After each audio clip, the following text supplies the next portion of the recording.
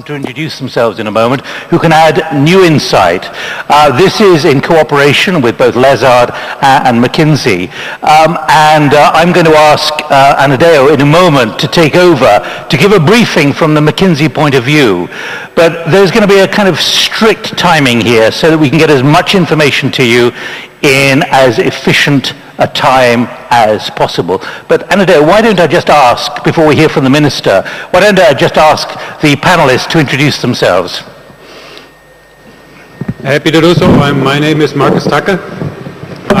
Just raise the microphone, Marcus, can you? Thank you. Okay, happy to do so. My name is Marcus Tucker. I'm responsible for wind and renewables in Siemens.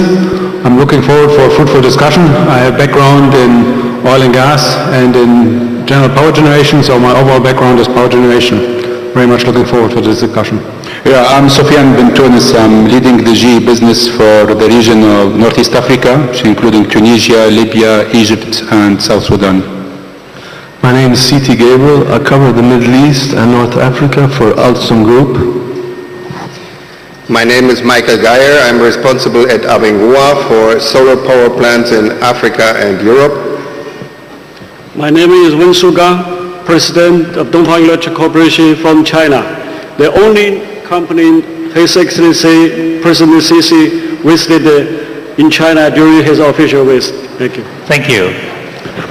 My name is Ahmed Sui. I'm the President and CEO of Sui Electric, one of the companies working in the region in the electricity. Thank you. Right, now we're going to hear from the Minister in a few minutes, who has to leave after about an hour because we're running so late. But before that, my colleague Amadeo is going to take over for Amadeo Ludoviccio from McKinsey to give us a briefing, but also take over some of the running of this as well. Amadeo, the floor is yours. Thank you, Nick. So, good afternoon, Your Excellencies, ladies and gentlemen. Thank you for making it after a quick lunch and after an important speech before us. What I'm going to do in the next 5 to 10 minutes is actually to give you a little bit of a context in which you can set this discussion today. And the context is about the power sector globally and the role of the Middle East and Egypt in it. So I'm going to be brief because I think the rich discussion comes later, and hopefully these are data that actually will help you put into perspective what we're going to discuss today. I'm going to leave you in the next 10 minutes with 4 important messages. And actually, quite frankly, this chart is the important chart, and I have the rest is just backups and data that we can go through it if needed. And these are 4 important messages that actually highlight the importance of what we're going to discuss today. At the global level, the first important message is that the power sector, like many other sectors, is actually shifting from west to east. And when we're talking about east, the Middle East in particular actually plays a very important role in that shift. I'll show you some numbers later, but while the emerging markets used to be a third of the power generation capacity 10 years ago, today already account for half. And the growth rate is 2 to 3 times what the growth rates in developed markets are. So that's the first thing to keep in mind. Most of the future action in power is in the Middle East, is in the emerging markets in countries like Egypt. The second point is that what it used to be a much more traditional generation sources, all the countries, irrespective of whether you are a hydrocarbon resource holder or non-hydrocarbon resource holder, you're actually diversifying your energy mix for different reasons, for energy security reasons, for economic reasons, for strategic reasons. But this is very, very important. Even the traditional countries in the Gulf, for example, that it used to be mainly hydrocarbon, mostly gas-fired power plants, today they're actually significantly diversifying in other sources of alternative energy, including renewables. Just to give you a sense, the next 10 years, you're going to see 3 times the amount of renewable capacity that was added in the last 10 years being added in the next 10 years. And 3 times the rate of that increase in capacity sits in countries like in the Middle East and in emerging markets. So lots of renewables, lots of alternative energy, a lot of it actually in emerging markets. The third point is that given this massive capacity, this comes with massive investments. And the numbers you hear around, and give and take, around $750 billion a year on average are going to be spent in this industry globally. $750 billion a year. So when you look at that amount of investment, then capital efficiency has to be of primary concern, because a lot of this investment is done by countries that are developing, that are emerging, for whom funds and capital matters a lot. So capital efficiency is an important focus of this industry going forward. And the other side of that is that many of these countries would actually be interested in attracting investments to be able to finance and to be able to run many of these power plants. And therefore, creating the right environment to actually attract these investments is very, very important. And a lot of the discussion we're going to have today here is about how do we create this environment. So these are the 4 messages. I'm going to go quickly through a few charts just to give you some data, but this is actually what it all boils down to. So if you look at here, the countries that in the right-hand side have either blue or gray growth rates are actually countries that are in the so-called emerging markets. And the 5 countries below, regions below, are actually developed markets. If you look at it, you don't have to do the numbers. The bottom 5 used to account for 2/3. Now you would only account by half. And the growth rates, especially in areas like the Middle East, India, and China, are just 2 to 3, 4 times higher than the growth rates you expect in emerging markets that will grow 0 to 1% a year. So that's where the growth is. The point about diversification is an example. Several countries you can have low hydrocarbon reserves, higher hydrocarbon reserves. The reality is that actually everybody is diversifying for different reasons, energy efficiency sometimes, for strategic reasons, for economic reasons, and even the countries that used to be undiversified are actually diversifying, like the ones in the Gulf. And there's an economic rationale behind this as well. And a lot of it is actually driven by the capacity additions in renewables. And again, the next 10 years, you're going to see almost three times the additions that you actually had in the last 10 years. And most of it actually will be outside Europe and the USA. And that's really what is remarkable about it. And this is being done also because there's, in many cases, economic rationale. I mean, this is an example of what happened in Dubai. جزيلا على استضافتي. لقد قمنا بتوقيع اتفاقيتين مذكرتي تفاهم فيما بالشراكة مع مازدا، ووقعنا مذكرة تفاهم بشأن إنتاج 4 ميجا وات من الطاقة المتجددة والتقليدية، وأيضا 2 ميجا وات من طاقة الرياح والوقود الحيوي. أيضا هناك مذكرة تفاهم أخرى لأكوا باور قامت بوضع خطتين ل2 ميجا وات أخرى لإنتاج الكهرباء. هذه الحافظة تعطي تنوع للوقود بإجمالي 8 ميجا وات من خلال مجالات متنوعة تضخ في النظام المصري. Some accounts, an average of $720 billion a year for the next 20 years are going to be invested in this sector. I mean, almost 70 billion are going to be invested in this country according to the announcements in the next 5 to 7 years. These are staggering numbers. And this is investment going into countries that actually are not necessarily capital rich.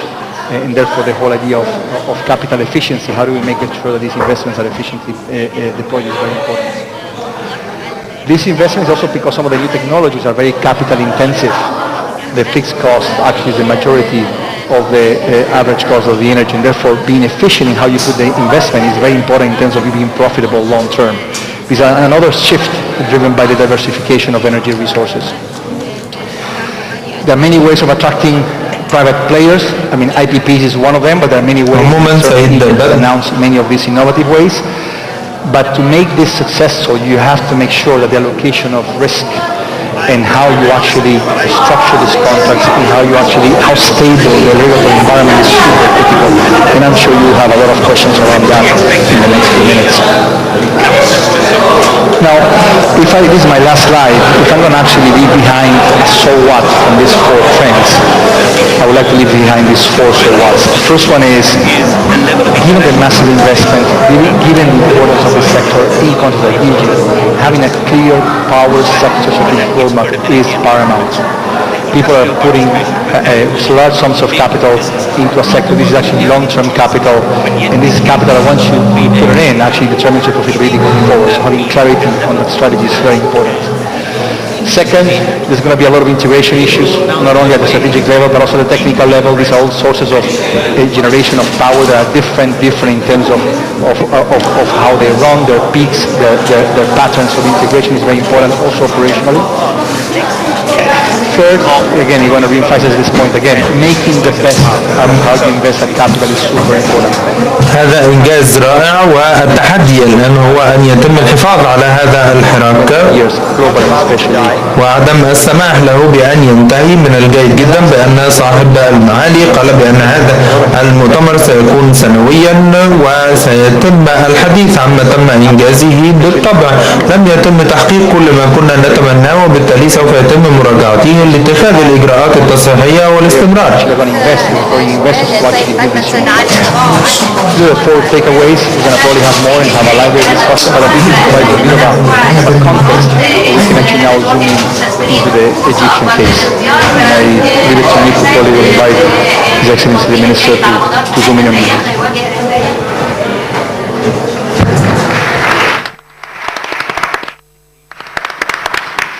Amadeo, thank you for setting that context, particularly for the challenges not just here in Egypt but elsewhere. Let's now hear from the Minister himself, Mohammed Shaka, who is Minister of Electricity and Energy. And I wonder how much you may have had to slightly redefine what you were going to say based on what the President revealed about an hour ago.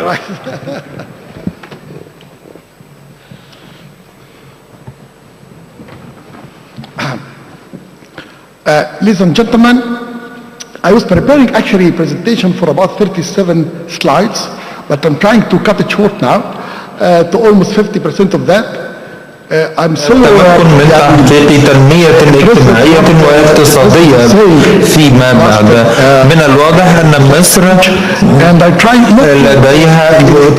لم يكن لديها استثمارات كافية في هذا القطاع منذ سنوات 10 خاصة الأخيرة، وبالتالي هناك حاجة لزيادة وتيرة الاستثمارات والتحرك في رفع كفاءة المولدات والمحطات. فأنتم لديكم خطط ولديكم قدرات، وبالتالي هناك حاجة إلى استخدام الوقود، فهو يتم استخدامه بشكل غير كافي. هناك الآن التكنولوجيا تستخدم الوقود بكفاءة أعلى، ومن ثم يتم رفع القدرات وتلبية الاحتياجات المطلوبة والتأكد من أنه يتم استبدال المرافق القائمة بأخرى ذات كفاءة أعلى. هناك 15 مليار دولار استثمارات جديدة. حتى أكون أمينا معك، هناك أقل من ربع من الاحتياجات المطلوبة الآن مطلوبة لهذه الشركات للقدرة على المشاركة في الاستثمارات. هناك 300 مليار دولار استثمارات في هذا القطاع. نعم، أنتم تحتاجون لهذا الحجم ليس فقط للكهرباء لكن أيضا البنية التحتية، النقل وأمور أخرى. ولكن الكهرباء مهمة جدا لأنه ليس فقط أهميتها للتنمية الصناعية وتوريد المنازل الجديدة والمرافق الجديدة، لكن هناك حقيقة في عملية القيام بهذا الأمر. ببناء محطات للطاقة سوف يخلق في حد ذاته فرص عمل وفرص توفير مزيد من الطاقة للصناعة. هذا في حد ذاته حافزا، وبالتالي من المناسب جدا في هذا الوقت أن تقوم مصر في المرحلة المقبلة لإدراج هذا القطاع من ضمن أولوياتها. And all of this you might be finding it actually in the white paper which is at the back of this whole. Power generation projects, this is the opportunity power generation project in coal, fire, in oil, in gas, in renewable, and even in nuclear as well. Efficiency upgrades to existing thermal generation, power transmission, distribution, infrastructure, demand-side energy efficiency. The power sector has a strong development potential. The key competitive advantages of the شكرا sector جزيلا. أنا أعلم أن لديك قائمة جديدة تغادر الآن. شكرا جزيلا. We have to add 54 رئيس شركة أكوا باور. شكرا على استضافتي وشكرا على هذه المحادثة معكم. شكرا جزيلا. 2022 we have sized wind energy potential in the MENA region almost 30 gigawatt.